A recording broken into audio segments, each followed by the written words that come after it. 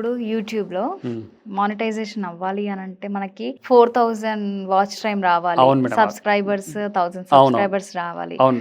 అంటే ఈజీగా రావాలి అంటే టెక్నిక్స్ ఏం చెప్తారు? అలాగే త్వరగా డబ్బులు సంపాదించాలంటే ఏం చెప్తారు మీరు? సో మేడం ఇది కొంచెం కష్టమైన క్వశ్చన్ మేడం. ఏంటంటే యూట్యూబ్ నుంచి అంటే ఎర్లీగా మనం అంటే తొందరగా మానిటైజ్ చేయాలని చాలా మందికి ఉంటుంది.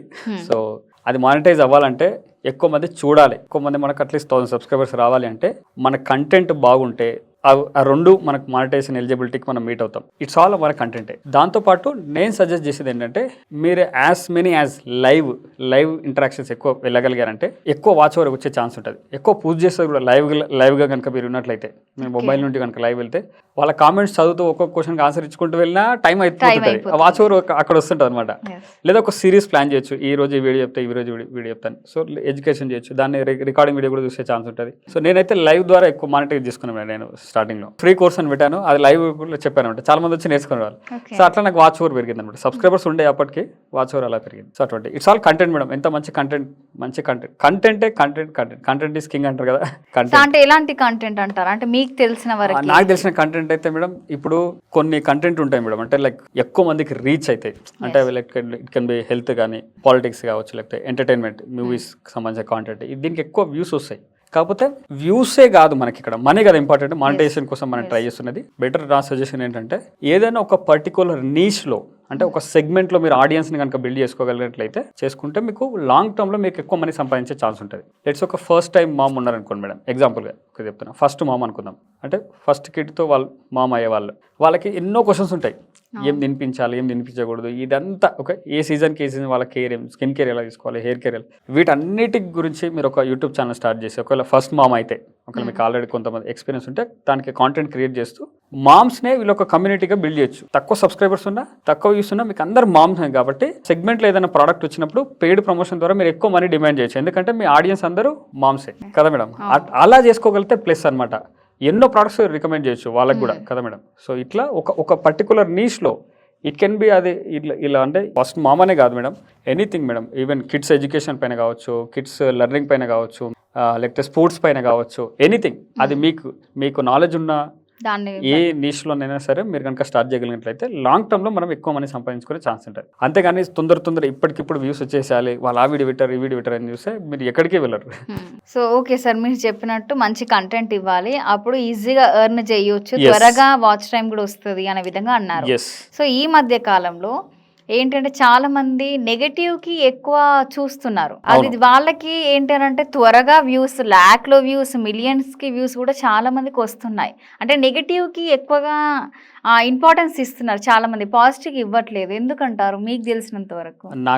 నాకు తెలిసినంత మేడం, మనకి ఎందుకో మేడం చెడుకు ఎక్కువ అట్రాక్ట్ అయ్యే ఛాన్స్ ఉందేమో కదా. మంచిది కష్టం కాబట్టి బేబీ అట్లా చూస్తుండొచ్చు. బట్ స్టిల్ అది ఆ సెగ్మెంట్ ఉంటారు మేడం, అది ఉంటారు. బట్ ఇటువంటి మంచి కంటెంట్ కూడా చూసే వాళ్ళు కూడా ఉంటారు. కాబట్టి మనం మన ఫోకస్ వాళ్ళపై పెట్టుకొని మనం చేసుకుంటే అయిపోతుంది. ఇంకా వాళ్ళని వీళ్ళని చూసుకుంటుంటే మనకు ఎక్కడికి వెళ్ళలేము మనం. సో యూట్యూబ్ గురించి మనం మాట్లాడుకున్నాం. ఇప్పుడు ఫేస్బుక్ గురించి ఏంటి అంటే యూట్యూబ్ కన్నా ఫేస్బుక్లో చాలా మానిటైజేషన్ అయిన తర్వాత రెవెన్యూ ఎక్కువ ఉంటుంది అని కూడా మనము విన్నాము. సో అంటే ఫేస్బుక్ స్టార్ట్ చేసిన తర్వాత, సో రీల్స్ అవనివ్వండి, ఏదైనా వీడియోస్ అవన్నీ అప్లోడ్ చేసిన తర్వాత అది ఈజీగా మానిటైజేషన్ అవ్వాలి అన్నా, దాని ద్వారా మనకు ఫేస్బుక్ ద్వారా డబ్బు సంపాదించాలన్నా ట్రిక్స్ ఏమన్నా ఉన్నాయా మీ దగ్గర? ఎనీథింగ్ మేడం, ఎక్కడ మనీ సంపాదించాలన్నా బ్లాగ్ అయినా, యూట్యూబ్ అయినా, ఫేస్బుక్ అయినా మంచి కంటెంట్, మనకంటూ ఒక ఆడియన్స్ బేస్ బిల్డ్ అవ్వాలి, వ్యూవర్స్ బిల్డ్ అవ్వాలి. అది మంచి కంటెంట్ ఉంటేనే కదా. మంచి కంటెంట్ రాస్తేనే బ్లాగ్ చదువుతారు, మంచి కంటెంట్ వీడియో కంటెంట్ చేస్తేనే చూస్తారు.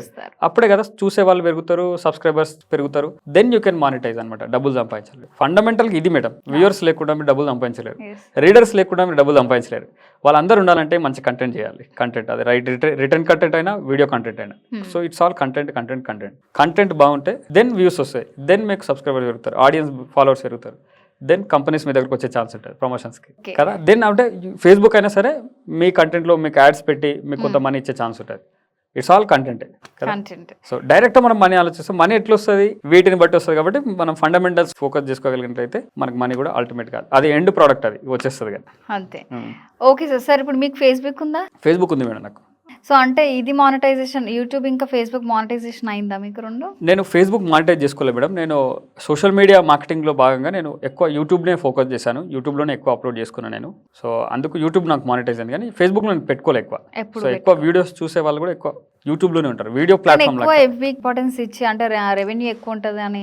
అప్పట్లో ఇన్స్టెంట్ ఆర్టికల్స్ అని ఒకటి తీసుకొచ్చారు మేడం. అక్కడే ఆర్టికల్స్ అంటే news, only news companies or బ్లాగ్స్కి అంటే మంచి రీడర్షిప్ ఉంటే వాళ్ళు ఇచ్చేవాళ్ళు. మొబైల్లోనే ఫాస్ట్గా లోడ్ అయ్యేది, అక్కడ కూడా కొంత మనీ ఇచ్చేవాళ్ళు. బట్ వీడియోస్ కూడా ఎస్, ఇప్పుడు మనం ఇన్స్ట్రీమ్ యాడ్స్ అని ఉంటాయి, అంటే వీడియో మధ్యలో కొన్ని యాడ్స్ వస్తుంటాయి, యాడ్స్ని బట్టి కూడా మనకు మనీ వస్తుంది. బట్ ఏదైనా సరే మనకు కావాల్సినది మనం వీడియో పబ్లిష్ చేసుకోవాలి, అది చూసేటట్టుంటే ఎక్కువ వ్యూస్, ఎక్కువ మనకు రెవెన్యూ వచ్చే ఛాన్స్ ఉంటుంది మానిటైజింగ్. దానికి కూడా కొంత ఎలిజిబిలిటీ పెట్టారనుకుంటా, అది దాని గురించి అంత ఐడియా లేదు మేడం నాకు. బట్ సేమ్ దేనికైనా ఇక మంచి కంటెంట్ చేయాలి, స్పామ్ చేయొద్దు, ఇవన్నీ బేసిక్ ఉండే రూల్సే ఉండే ఛాన్స్ ఉంటాయి.